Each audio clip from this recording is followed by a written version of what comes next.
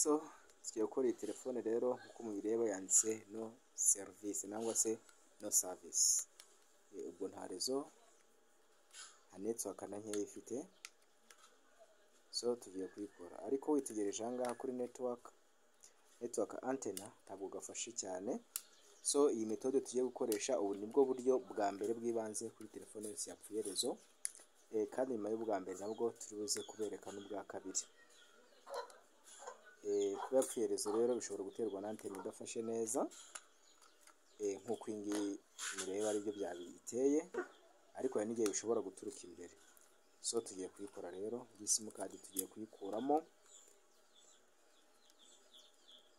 noneho dukore simu yacu telefone, ndetse n'imbere naho kuri antena tureba niba ubwuma bwari bufasheho neza, ubwo turi buze kubukora neza kugira ngo bujye buhura na GCM na ground. So kurikira akantu kandi sobanukirwa uko bikorwa.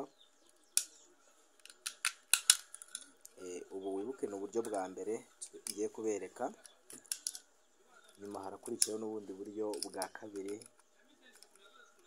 nangwa se second method. So murareba ahangaha kuri GCM na ground hari umwanda, yabisaba kuhahanagura neza kuko nabyo ubwabyo bishobora gutuma rezo itahaba. So tugiye kubanza dupime turebe ese ni hazima. Dusanze ari hazima, iriya antena haba ari ifite ikibazo idahura neza. Iyi ni analog multimeter cyangwa se multimeter, sinzi uko mwabyita mu kinyarwanda, ariko ni igipimo cya telefone nk'uko bisanzwe. So isinga ry'umukara ni negative, ry'umutuku ni positive. Turashyira muri mode busy kugira ngo twumve niba ziriya nzira ziri gukora.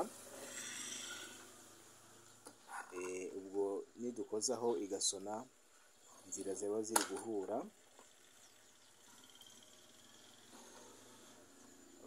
Inzira ni nzima, irasonye ariko ntabwo mwabyumva, zari akajwi kari kuvugira kure. So ubwo hari bwo ari hazima, tugiye kuhahanagura. Niturangiza tugenzure iriya network antenna, kariya kaba hanze ku giplastike cya telefone. So nacyo kije gituma rezo ibura. Iyi ni peteroli rero, iyo nkoresha nawe ugiyikoresha nta kibazo.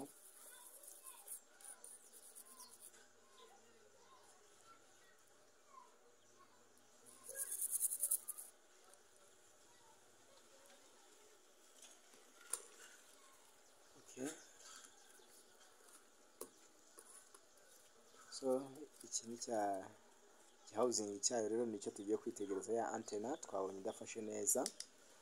Tugiye kwifatisha neza, ushobora gukoresha ibiri cyangwa ugakoresha iyi ngiyi, uko mubonye ari ibiri zose zakora, haba iyi ndetse n'iyi ngiyi. Kandi iyi nini yo nta niyo idufasha mu gushyiraho ibirahuri bya za telefone nini. So aha turagashyiraho, ariko ushyiraho nkeya, kandi impamvu bisaba ngo uyishyireho wafunguye ni ukugira ngo itagucika ikagwa ikinjiramo imbere, kuko ubikoze telefone utayifunguye ishobora kwinjiramo imbere, kandi iguye kuri GCM na ground hari ahantu ntabwo hazongera gukora rwose, ubwo rezo ibipfuye burundu. So turafatisha kano kuma nyine kugira ngo supagura ibanze ifate nk'uko bisanzwe. Ndumva uzi uko ikora. Nyuma y'uko imaze gufata turagenzura ahangaha kuri antena, ariko imbere hari ihurira na GCM point. Aho ngaho ubwo bwuma turagerageza kubugorora neza kugira ngo bujye bufataho, kuko biragaragara ko bwari bwihimye cyane. Turamera nk'ababwegura kugira ngo buze gufataho neza. Dore burihimye, uraburinganiza nyine. So aho ngaho buri buze guhura rwose na network points ariyo GCM na ground. So reka tuyishyiremo turebe niba kuko ubu buryo bwa mbere hari impinduka butanze.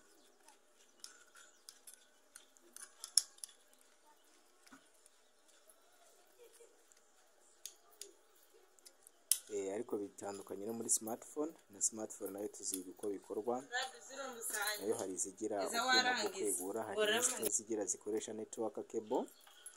Ibyo nabyo bya gatatu birimo.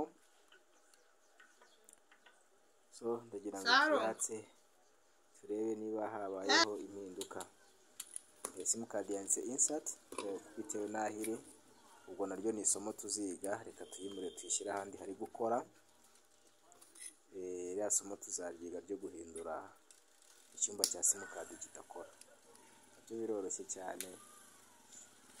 So urareba bitangiye gusacinga. Reka turebe noneho niba irongera kwandika no service nangwa se no service. Nibikunda reka andika ikigambo MTN nangwa se ijambo rya network, ubumenye ko byatunganye nk'uko bireba. Yanditse MTN Uganda. So it's okay. Uburyo bwa mbere burakoze rero. Ndagira ngo ubu nawe telefone y'umukiriya rwose yapfuye rezo wayikora uhereye ubu ngubu, cyane ko nta bigoye niba wabyitegereje neza.